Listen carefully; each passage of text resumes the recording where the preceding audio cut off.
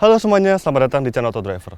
Mercedes-Benz Indonesia lagi-lagi meluncurkan varian baru dari lini produknya, yakni C180. Model ini kini menjadi model sedan paling terjangkau yang ada di Indonesia. Lantas, seperti apa mobilnya? Ikuti terus video ini.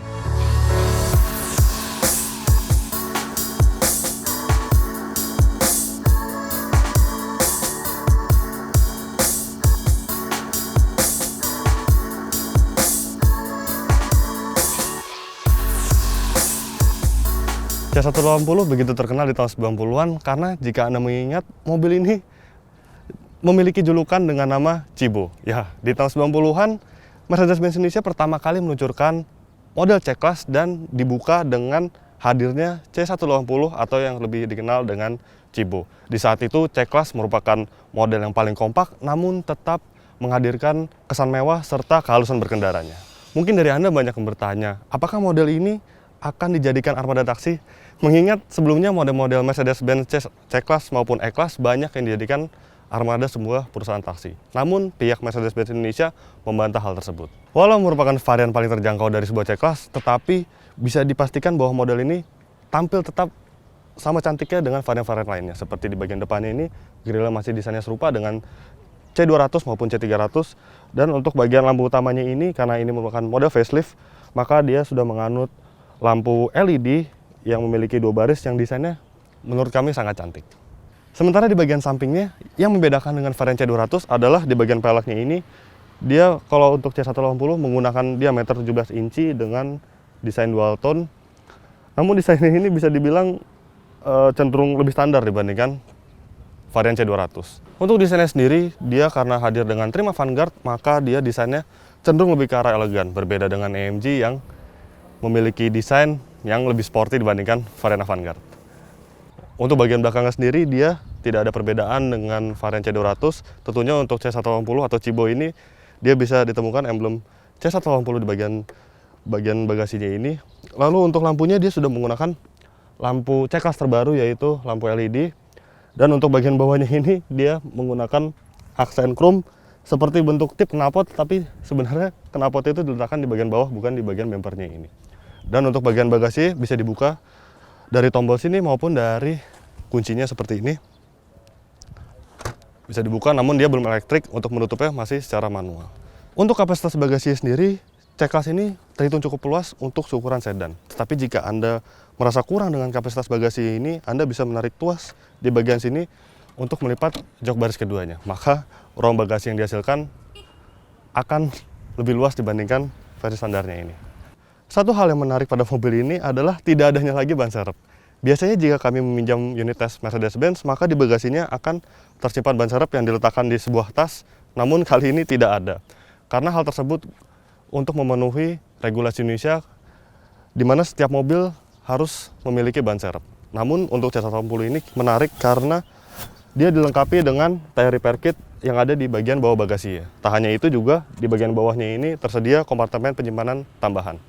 Mesin yang digunakan sama persis dengan varian C200, yakni mesin yang kubikasi cukup kecil, yaitu 1500 cc, 4 silinder turbo dengan tenaga mencapai 156 horsepower serta torsi 250 Nm. Nah, yang membedakan adalah tidak adanya teknologi Q-Boost sehingga tenaganya lebih rendah dibandingkan varian C200. Dan untuk transmisinya dia masih sama, dia menggunakan transmisi 9Gtronic serta berpenggerak roda belakang.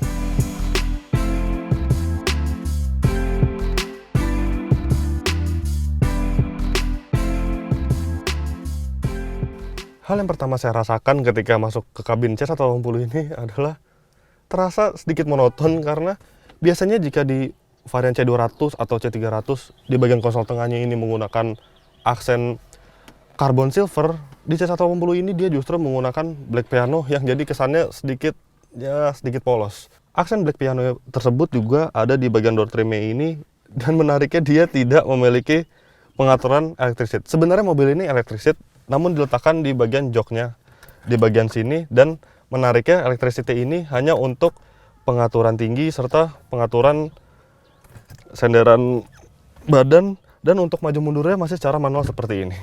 Ini menarik. Tetapi tidak apa-apa karena meski dia pengaturan electricity hanya setengah-setengah, tetapi dia tetap menghasilkan posisi berkendara yang baik tentu dia dilengkapi dengan pengaturan setir secara tilt maupun teleskopik, sehingga posisi duduknya sangat ergonomis. Lalu kesan monoton lainnya adalah di bagian lingkar kemudi ini, karena biasanya C-Class itu menggunakan aksen aluminium brush. Di frame tombol-tombolnya ini kini menggunakan warna yang hitam doff yang sepertinya akan membuat Anda cepat bosan. Tetapi untuk fitur-fitur sendiri dia masih lengkap. Dia dilengkapi dengan trackpad di bagian kirinya ini untuk pengaturan head unitnya, lalu pengaturan volume, cruise control, serta trackpad juga di bagian kanan. Total 2 buah trackpad yang di bagian kanan ini untuk mengatur instrumen clusternya. Untuk instrumen clusternya dia sudah digital sama seperti C200 maupun C300.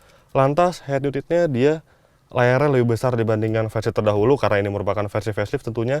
Tapi dia belum dilengkapi dengan sistem entertainment terbaru Mercedes-Benz User Experience atau MBUX seperti model A-Class maupun CLA-Class. Tetapi tidak apa-apa karena dia fiturnya masih sangat mumpuni, bahkan dia dilengkapi dengan fitur konektivitas Apple CarPlay maupun Android Auto. Lantas untuk material sendiri dia masih sangat baik, dia tentunya soft touch secara keseluruhan di bagian dashboard serta bagian door trimnya ini dia masih bahan empuk. Lantas untuk joknya ini dia sudah menggunakan bahan kulit, tetapi menurut kami coraknya ini seperti biasa saja, tidak ada yang menarik dari corak jok kulitnya ini. Di bagian konsol tengahnya ini terdapat kompartemen penyimpanan, tetapi sayang sekali karena ini merupakan varian termurah, dia tidak dilengkapi dengan fitur wireless charging seperti C200 maupun C300. Dia hanya kompartemen penyimpanan, tetapi ada slot pengisian daya 12 volt, tentunya bukan USB ataupun USB Type-C. Dan untuk di bagian tengahnya ini dia ada tombol mode berkendara, lalu ada idle start stop, tombol volume, dan tombol untuk mematikan head unitnya. Serta yang menjadi khas model Mercedes-Benz C-Class yaitu adalah pengaturan head unitnya ini secara knob maupun trackpad. Saya sebenarnya sedikit bingung karena sebenarnya fungsi dari kedua hal ini sama, dari fungsi trackpad dan juga fungsi dari knob putar-putar ini. Kenapa tidak salah satunya hanya disematkan? Dan untuk trackpad ini menjadi sebuah sandaran tangan seperti model A-Class maupun CLA. Namun tenang saja jika Anda membawa sebuah kabel USB dan jika Anda membuka ini tidak ada slot USB, maka Anda tinggal membuka bagian konsol tengahnya ini karena tersedia 2 buah slot USB serta card reader di bagian konsol tengahnya ini. Lalu juga untuk ukuran konsol tengahnya ini cukup luas. Ini dia bagian kabin belakang dari C180. Tentu dia tidak memiliki perbedaan dimensi dengan kakak-kakak termahalnya seperti C200 maupun C300. Dan bisa dilihat, ini posisi berkendara saya. Ruang kaki saya masih cukup baik, masih ada ruang di sini. Namun untuk bagian joknya ini bisa dilihat tidak begitu menopang bagian kaki saya dengan baik. Tetapi untuk headroomnya, tinggi saya 177 cm, dia masih ada ruang untuk bagian ruang kepalanya. Lalu untuk armrestnya ini, dia bisa dibuka dan menariknya dia memiliki kompartemen penyimpanan di bagian tengahnya ini yang cukup luas serta dia memiliki 2 buah cup holder. Namun karena mobil ini adalah mobil penggerak roda belakang, maka dia pasti ada sebuah channel, sebuah gundukan di bagian tengahnya ini. Jadi membuat kapasitas penumpang di bagian belakang sedikit terbatas karena adanya gundukan ini. Lalu juga yang menarik adalah ventilasi tambahan dari AC-nya ini di bagian tengah. Ada tombol di sini, tetapi ini bukan untuk mengatur AC secara individual, melainkan hanya buka tutup dari ventilasinya ini. Lalu bagian konsol tengah bagian belakangnya ini dia tidak ada untuk pengisian daya sama sekali, dia hanya ada kompartemen penyimpanan di bagian bawah dari ventilasi AC-nya ini. Sekarang saya akan mencoba rasa berkendara dari Cibo versi terbaru ini. Meski merupakan sedan termurah Mercedes-Benz, akan tetapi rasa berkendaranya masih sangat nyaman, khas sebuah C-Class. C180 ini hadir sebagai sedan Mercedes-Benz termurah saat ini di Indonesia. Dia memang fiturnya bisa dikatakan ketinggalan dibandingkan A-Class sedan maupun A-Class hatchback dan CLA-Class. Dia belum MBUX, electricity juga setengah-setengah seperti saya bilang sebelumnya. Tetapi jika di kelas balik, Mercedes-Benz itu dulu terkenal dengan mobil sedan, lalu bus dan truk dia juga memproduksi. Tetapi di tahun 70, 80 hingga 90 awal itu Mercedes-Benz hanya menciptakan sedan. Sedan yang terkenal dengan kemewahannya, dengan kehalusan berkendaranya, dan Anda akan menemukan kembali di C180. Yes, mengingat ini adalah sebuah C-Class, rasanya ketika dikendarai begitu original gitu. Original Mercedes-Benz yang terkenal dengan kehalusan berkendaranya serta rasanya yang masih mewah dibandingkan A-Class maupun CLA. Tentu salah satu poin penting kenyamanan mobil ini berasal dari karakter suspensinya. Karakter berkendara yang halus berkat model ini sendiri karena ini sebuah C-Class. Mercedes-Benz sudah meluncurkan C-Class sejak tahun 90-an dan diteruskan hingga kini. Dan tentunya Mercedes-Benz terus membawa kesan nyaman pada deretan sedan-sedannya seperti C180 ini. Dan juga C180 ini dia karakter suspensinya empuk, tetapi masih dalam tahap nyaman, belum sampai ke tahap yang limbung. Terlebih untuk C180 dia dilengkapi dengan velg berdiameter 17 inci dan tentunya profil ban yang lebih tebal dibandingkan C200 sehingga peredaman suspensinya ketika melalui jalanan yang kurang baik, konturnya bergelombang atau jalanan rusak, dia peredaman suspensinya justru lebih baik dibandingkan C200. Akan tetapi meski dia empuk, namun pengendaliannya ini menurut kami sangat baik karena dia bisa diajak santai mobil ini, diajak santai dia nyaman, untuk diajak agresif, untuk diajak berliku-liku dia masih sangat agile mobil ini.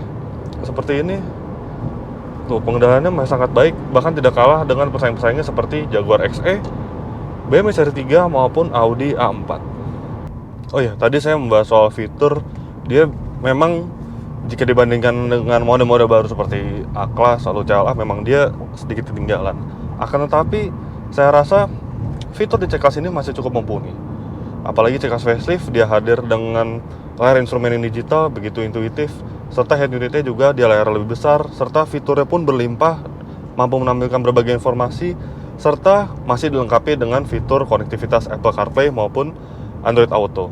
Jadi menurut saya ya tidak kurang sebenarnya fiturnya. Lalu juga untuk fitur keselamatannya dia masih lengkap. Dia ada ESP atau Electronic Stability Program. Lalu juga Active Brake Assist, jadi dia membaca jika ada kendaraan di depan terlalu dekat maka dia akan mengerem sendiri dan terbaca di layar instrumennya, serta Attention Assist yaitu jika pengemudi sudah terlalu lama berkendara maka akan ada peringatan di bagian instrumennya seperti gambar kopi itu khas Mercedes-Benz dari zaman dulu fitur tersebut. Lalu juga untuk mode berkendaranya dia masih sangat lengkap. Biarpun dia C-Class entry level, dia masih ada 5 mode berkendara yaitu Eco, Comfort, Sport, Sport Plus dan juga individual. Lantas, bagaimana dengan konsumsi bahan bakar dari C-Class bermesin mungil ini? Berdasarkan hasil pengetesan kami, untuk rute dalam kota dengan kecepatan rata-rata 22 km per jam, mobil ini masih sangat impresif. Dia mencatatkan angka 10,3 km per liter. Dan untuk rute luar kotanya, rute tol dengan kecepatan rata-rata 90 km per jam, C180 mencatatkan angka yang sangat baik yaitu mencapai 20 km per liter. C180 ini ditenagai oleh mesin yang sama dengan C200 yaitu 1500 cc bertenaga 156 horsepower serta torsi 250 Nm. Memang dia teknologi kubusnya dihilangkan sehingga tenaganya lebih rendah dibandingkan C200. Sehingga untuk mesin 1500 cc-nya ini untuk menghela bodi yang berat serta dia bertarikan belakang, maka tentunya angka akselerasi tidak lebih baik dibandingkan C200 tentu saja.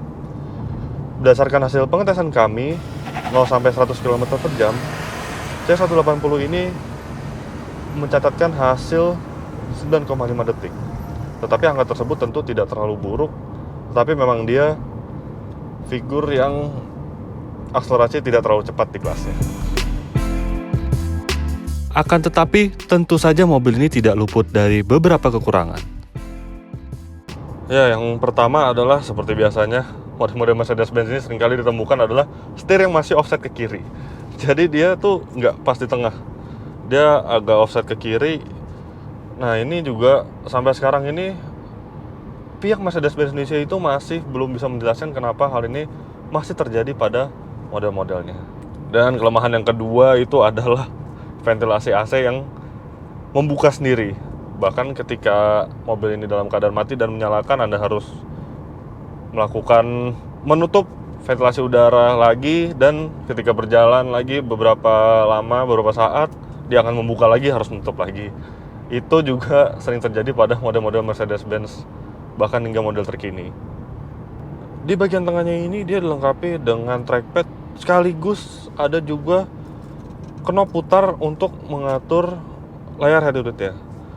Yang kami bingung adalah fungsi dari kedua ini. Dia posisi berdekatan, sehingga kalau Anda meletakkan tangan Anda di konsol tengah ini, Anda jangan meletakkan tangan Anda di trackpad, karena dia akan menggeser dari fungsi head unitnya. Seperti kemarin saya sering menyentuh trackpad ini tanpa sengaja, meletakkan tangan dan tanpa sengaja menyentuh trackpadnya. Saya sedang mendengarkan lagu, lalu lagu tersebut berganti secara sendiri. Harusnya trackpad ini berubah bentuk menjadi sandaran tangan saja, akan lebih baik tentunya.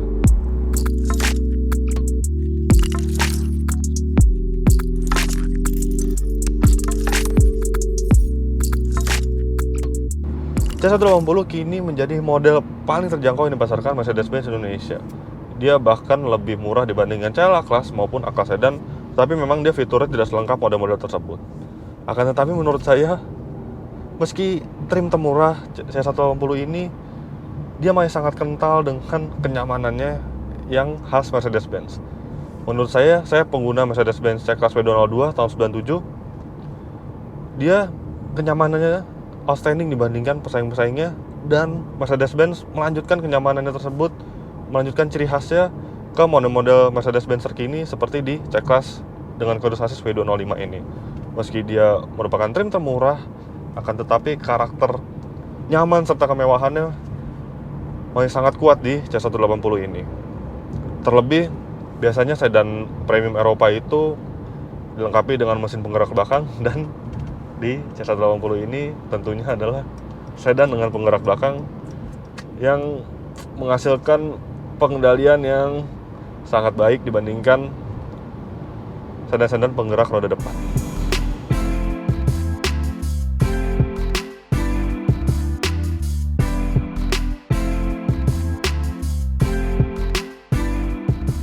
Jadi begitulah hasil review kami terhadap Mercedes-Benz C180. Klik like jika Anda menyukai video ini, subscribe bila Anda belum, dan jangan lupa untuk isi kolom komentar kami. Jangan lupa juga untuk download aplikasi Autodriver di Google Play Store. Terima kasih dan sampai jumpa.